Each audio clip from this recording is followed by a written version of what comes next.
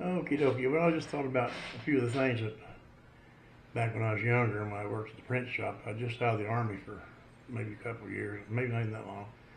Got a job at print shop and everything, and so, I say we was young, so everybody's just full of malarkey. About 5 of us, probably in their 20s or early 30s. And so there was a lot of what they call horseplay, I guess. There was always paper laying on the floor and everywhere, so the obvious thing to do would be to make you a paper wad. A lot of people, they just wad it up like that and try to throw it. Well, that's not a very good paper wad, so after a while you learn how to make a good paper wad. You just take it, roll it into itself, keep rolling it into itself like that, keep packing it down, packing it down, packing it down, and keep rolling it into itself like that. And pretty soon, after a little pressure and everything, you got your paper wad there that'll actually go somewhere, not just float through like a parachute. Well, that's one of the things. We had a lot of different things we did. Like, well, I didn't got no cigarette because I don't smoke no more. Pretend it's a cigarette. You take one out of a person's pack, and they're not looking, of course. You roll it a little bit like this here, and then the tobacco will be coming out. And you get down to maybe an inch or inch and a half, and slip it back in the pack without just messing up the paper. They don't pay no attention. They grab that, fire it, it flares up because all it is paper, and it immediately ignites. That was one of the things. And another thing when you do with cigarettes, you take a paper clip.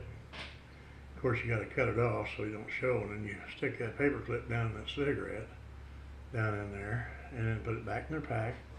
They light up and everything. The ashes get up, be that long. And they're like, what the heck, And eventually they figure it out. But now if you inadvertently run that wire right along the edge of the paper and didn't break through, then they light up and everything. And when that fire would get that wire hot, run back and burn their finger. That's why they sling an old cigarette because it really kind of burns, like that. And it's kind of fun. Nobody really got hurt bad about it.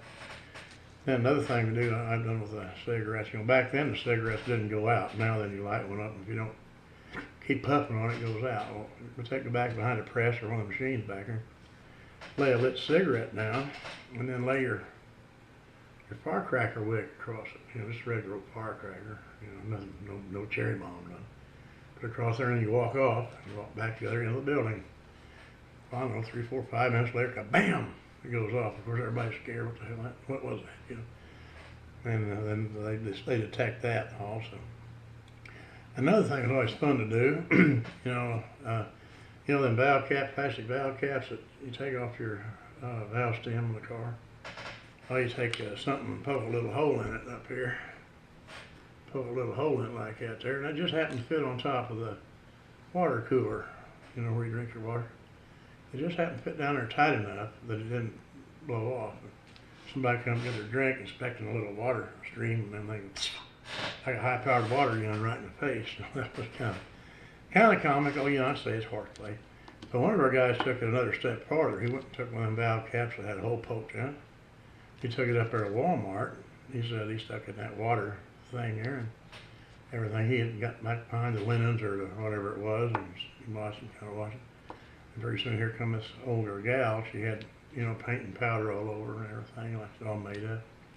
She went down to get her drink, and immediately it got in her face, and she jumped back.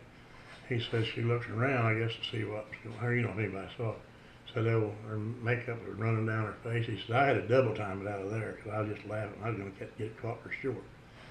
It was kind of a prank. Didn't really hurt anybody, but it was kind of something different. And another thing we do, you take your soda can, right here underneath that, you poke a little hole right in here, down in there someplace. Just don't take it very big, just be very careful. Somebody, they already opened up their can. Just a little bitty hole like that. You set it back up, and they come back to get a drink. They're taking their drink like that, and then that soda's run down their chin, and I must have a hole in the mouth or something. After a couple of times, then they'd inspect their can, and they found out there was a little bit of sabotage went on there. But another thing too, in a print shop, you got all this what they call chipboard. It's the same thickness as a cereal box cardboard. We got that by the gazillions out there, and you got some squares. It don't matter really. but it needs to be pretty much square, and you can take and sail that thing like a frisbee. It'll just sail off through there, and you never know where it's going to go. It never goes the same place twice. It's a wonder we didn't poke somebody's eye out with that. And we could have messed up a machine, I guess, with that, because one of them flats went in the press when it was running, and run that thing between the plate and the blanket. It would have mashed the blanket and the plate, and there would have been 45 minutes down to fix that. But and luckily, our foreman was about the same age as we were, and he was all for all that stuff. We got our work done. We, I'm probably making it sound like we didn't do nothing but play, but we did get our work done. That was the main objective of the whole thing. But another deal there too. We had the ink. The printer's ink is not like what you find in a fountain pen or nothing. It's thick. It's more like something like Vaseline, about that thickness. And you take a little bit of that on a shop towel, and you smear that on that red button and the black button on the machine, whichever one it was, start and stop. The guy's sitting there working with it and everything. You don't really pay no attention to getting them. Meanwhile, he's getting ink on his fingers, and sometimes he'll say, next thing you know, he's got a streak across his face or something, getting on his fingers. It's enough to aggravate them, but then they get paid back, and they're on half bushels, the old saying goes. And another thing there, one old guy, he always had Alka-Seltzer. I guess he had gas or whatever the case may be. And so once in a while we'd filch one of his Alka-Seltzers, and one of the pressmen or one of the collator operators would be back there doing something. I wasn't paying attention. You walk by and break your Alka-Seltzer tablet in half and drop it down the soda. And they'd come back to their soda, and it's just puking all over the place because that Alka-Seltzer really boiling that out. It'd work with coffee, and you could put a full tablet in the coffee because it's big enough to fit. But we had a lot of fun there. Nobody really ever got hurt, as far as I know. I guess it could have, I'm sure if the main boss come by, he wouldn't appreciate all them shenanigans, but as it turned out, it worked all right. And even the women there, they were just as malarkey as we was, Nobody got handsy or nothing, but they'd liable to tell just a dirty joke or worse than we did, things like that. And nobody, back nowadays, you can always say anything. You can't give a woman a compliment without you're harassing her. Well, that's not the way it used to be. Women could appreciate a good word, but now they got to make a big deal out of it.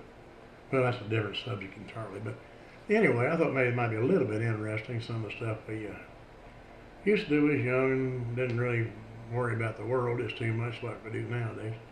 Thanks for watching. Thanks for subscribing. And a thumbs up if you want. And we'll talk to you later. Bye now.